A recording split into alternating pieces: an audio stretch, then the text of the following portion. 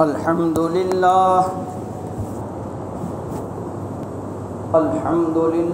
हम्दन कसीरन कमा अमर। अशहदु अन ला इलाहा इल्लल्लाह वहदहु ला शरीक लहु फिल खल्क़ि वल अम्र। व नशहदु अन्न सय्यदना व मौलाना मुहम्मदन अब्दुहु व रसूलुहु अल-मबऊस इलल अस्वद वल अहमर अल-मनऊत बिशरहि सदरि व रफ़इ ज़िक्र। व सल्लल्लाहु तआला अलैहि व अला आलिहि व अस्हाबिहि अल्लज़ीना हुम खुलासतुल अरबिल अरबा व खैरुल खलाइक़ बअदल अंबिया।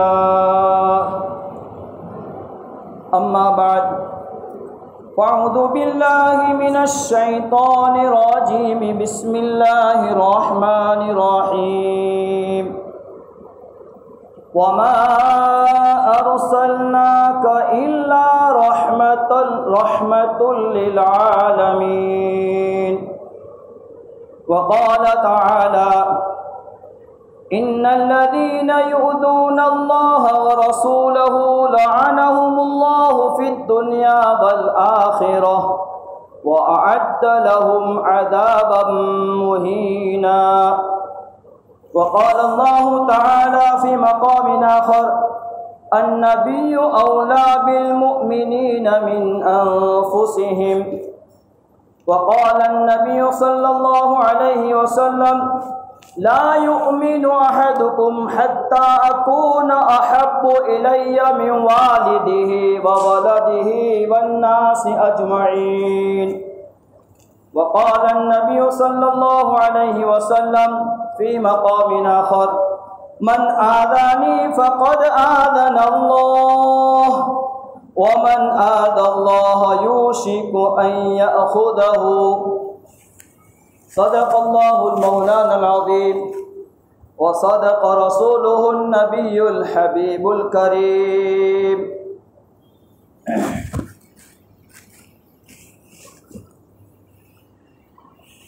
मोहतरम अजीज़ भाइयों, बुजुर्गों, दोस्तों, गुज़श्ता जुमा में ब्यूटी पार्लर, इसकी हुर्मत को और उसके नुकसान को बताया गया था।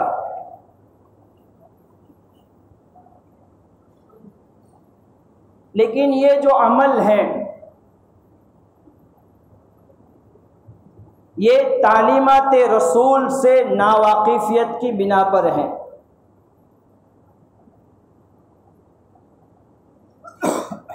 शादियों में बेजा खर्च करना, रसूम और रिवाजात करना,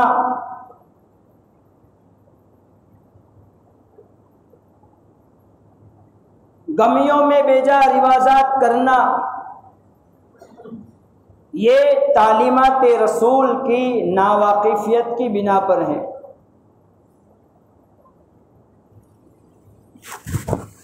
और ये नावाकिफियत इसलिए है कि हमने हज़रत नबी करीम सल्लल्लाहु अलैहि वसल्लम की ज़ात अक़दस को पहचाना नहीं, इनकी अज़मत को नहीं जाना,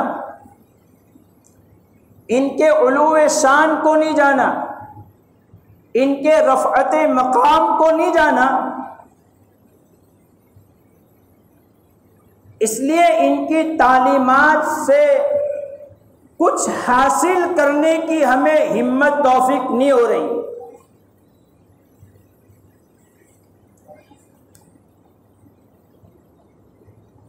हफ्ते में एक दिन जुमा का आता है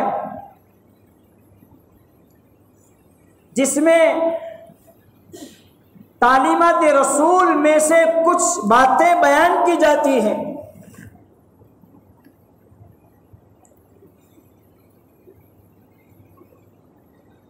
लेकिन हमें इसके सुनने की तौफीक नहीं मिलती।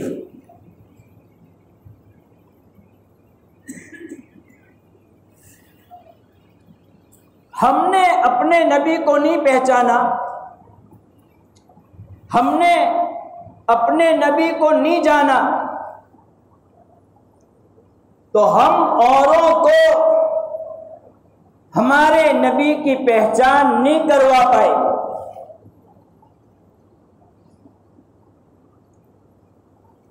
हमने खुद ने ही नहीं जाना,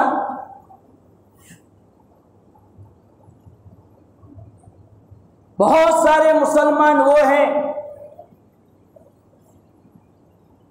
जिन्हें हमारे नबी का नाम तक मालूम नहीं।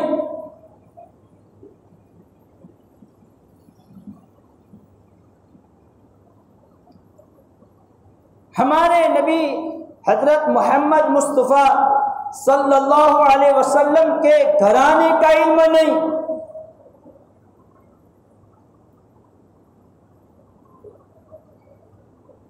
इसके बरखिलाफ फैशन परस्ती के नाम पर अगर कोई सवाल किया जाए तो पूरा रिकॉर्ड मालूम।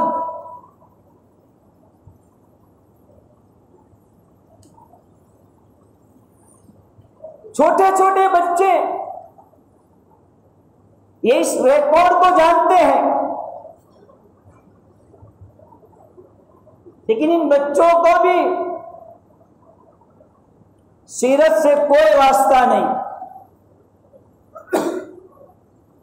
घरों में सीरत का कोई तस्करा नहीं।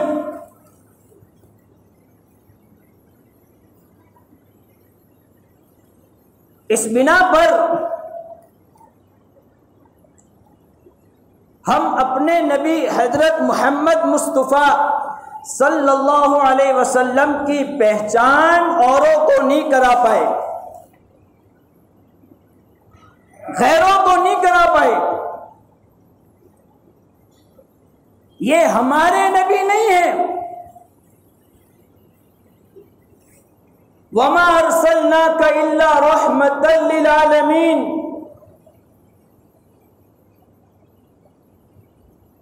ये पूरी दुनिया की इंसानियत के लिए रहमत बनकर आए हैं।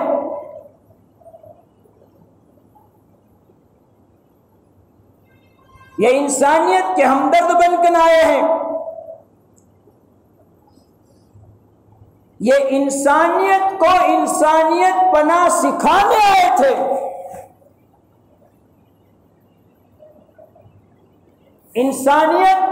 इंसानियत पने को छोड़ चुकी थी।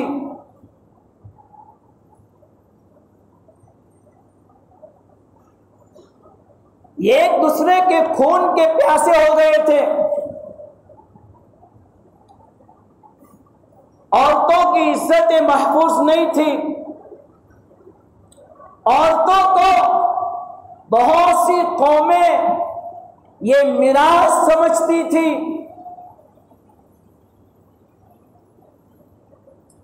बहुत सी कौमें खिलौना समझती थी। औरतों का कोई मकाम नहीं था।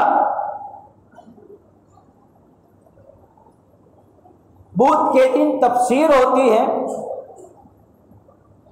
उसमें हमने सूरह निसा की तफसीर रमजान से पहले की थी। इसमें ये बात हमने आपको बताई थी, किसी औरत का इंतकाल हो जाए और सबसे पहले उस औरत पर जो आदमी हाथ रख देवे वो औरत उसकी मिल्कियत में।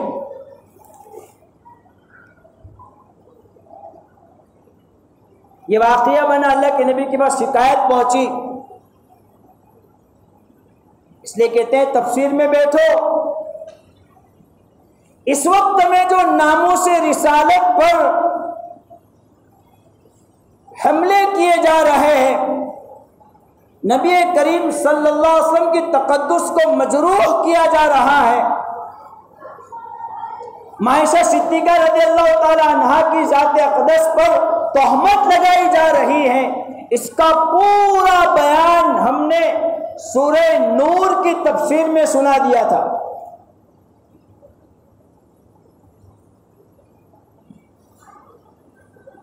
कि अल्लाह के नबी ने 11 निकाह क्यों किए।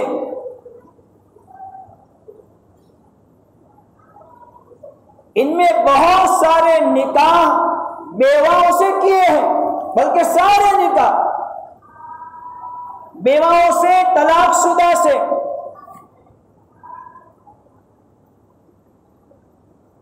और इनका मकसद, सबसे पहला मकसद तो यह था कि बेवाओं को सहारा मिले। और सहाबा आपकी नकल उतारने वाले थे। उस जमाने में बहुत औरतें बेवा हो जाती थी और बेवा औरत बेसहारा बन जाती थी।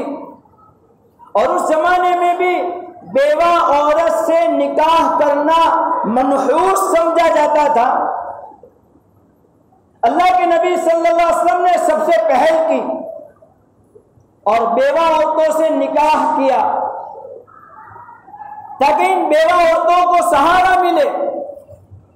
आपकी नकल उतारते हुए सहाबा ने बेवा औरतों से निकाह किया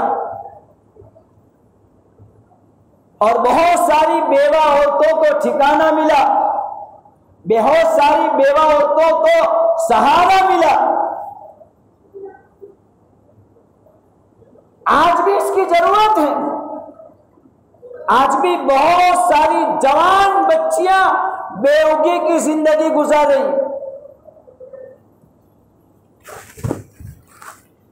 तो एक तो बेवाओं का सहारा मकसद था,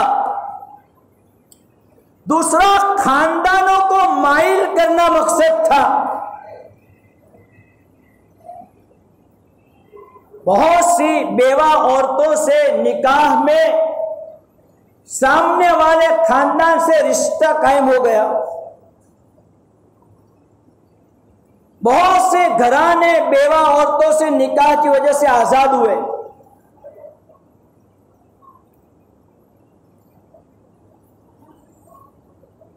हमने उस वक्त सुनाया था तफसीर में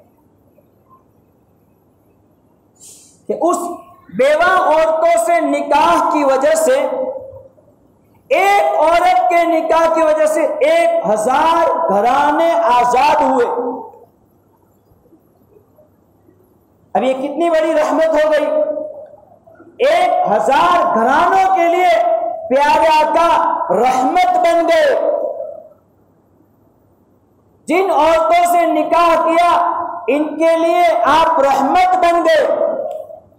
आपका देखा देखी जितने सहाबा ने बेवा औरतों से निकाह किया, सारी औरतों के लिए आप रहमत बन गए।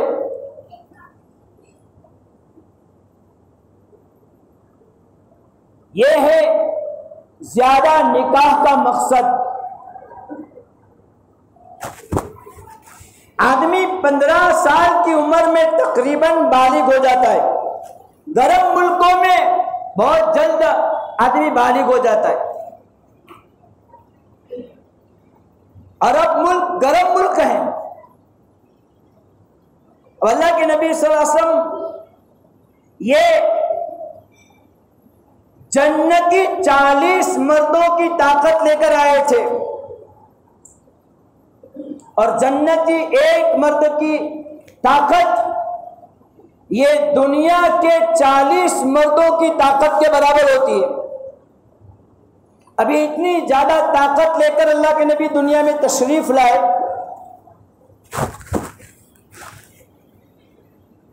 और आजकल हम देख रहे हैं 15 साल 16 साल की उम्र में गलियां घूमना शुरू हो जाते हैं। गलियों के चक्कर, चूंकि माँ बाप का कंट्रोल नहीं।